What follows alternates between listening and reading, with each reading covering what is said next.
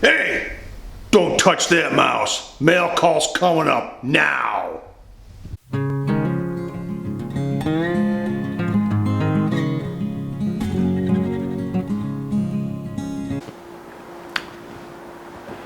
Hey everyone, Ken here from MB Homestead. Welcome back. It's another episode of Model Railroad Monday, and my little rant at the beginning here was my tribute to Arlie Emery, who used to do something called Mail Call on the History Channel. I used to enjoy watching him do that. Unfortunately, the Gunny has passed away, and so rest in peace, Gunny. As I said, it's a mail call. We'll get a couple packages here to dive into, and let's get to it. So I'm gonna focus the camera down here, and so you can see what's going on. You won't necessarily see this in the picture anymore, but you want to see what's in the packages. Okay, we're back. First package says, handle with care. Let's see what this is. I already know what, I think I know what both these, I know what both of these are. I ordered some new, some additional rolling stock for the layout. A couple unique cars. I'm kind of freelancing most of my layout. Where I grew up in New York State, the Buffalo and Susquehanna railroads went through there in the early 1900s. Going to kind of have that on the layout. Not necessarily that era, but just that particular area, hopefully. So nice razor knife. Make short work of this package, and go from there. They wrapped it in bubble wrap. I appreciate those people doing that because this was a unique car. And you'll see it when it. So here's the box. It's an Athearn car. It's an older one. Again, I'm kind of nostalgic when it comes to certain things.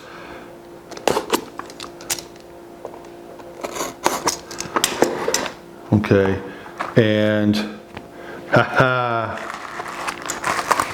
this is the car. It's a Schlitz beer car, refrigerated hopper. It has the tops up here that open up to let refrigerant or keep the temperature cool. Even has a little catch on there to help. It looks like one of them broke off, so they supplied that with me for me. Don't necessarily have to have that on there, but it was appreciated. So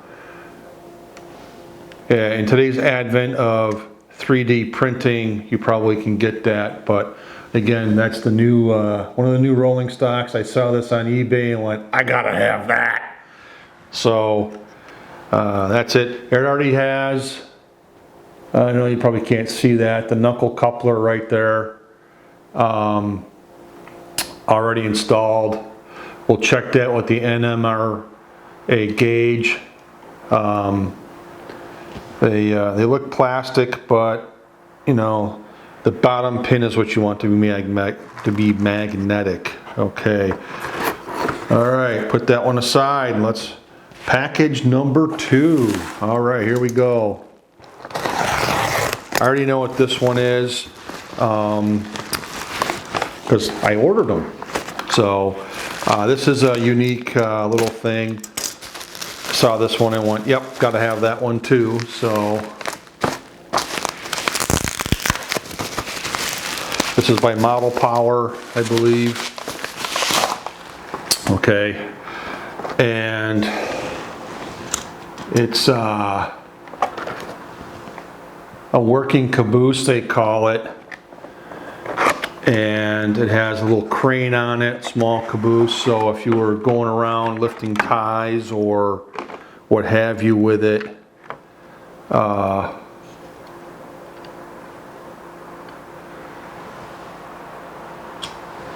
okay, a little weathering's got to be done on it. They're brand new.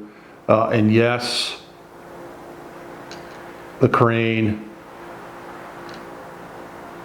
does work.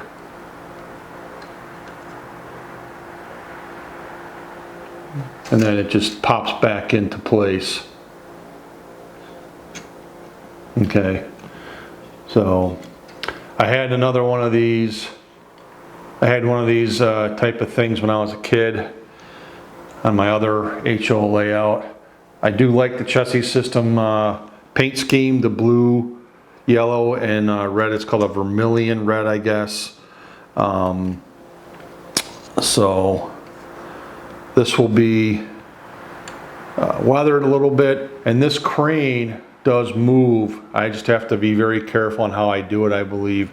There, you can see here,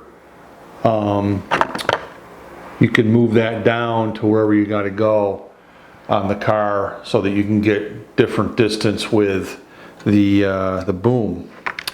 Okay, and those are, again, there's knuckle couplers on there. They look like they're either Bachmann or a plastic KD coupler, which at some point I will go through and change them all to metal couplers.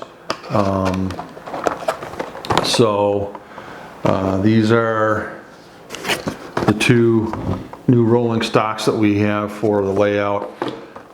I thought I'd share those with you. All right. I appreciate your time. Again, we got the two new cars. I know you can't see that one. That's the Schlitz beer one. I thought that was cool. I had to have that one. As always, thank you for your time. I appreciate you stopping by the channel, checking us out over here. I'm again still in the planning stages. Me and my wife just came up with the name for the railroad. We're going to call it M&B Railroad or Railway. I'm still kind of in a toss-up of railway versus railroad. Future son-in-law is making a graphic for me so that when I get the layout sort of built and trains running, I can take an engine, practice on repainting it, and then getting my logo on there. I want it to be the same blue. I'm going to use the same paint scheme that the chassis system used, but I'm going to put my logo, instead of saying chassis system, it'll say M&B Railroad probably, or Railway. I don't know yet. I'm still in the toss-up.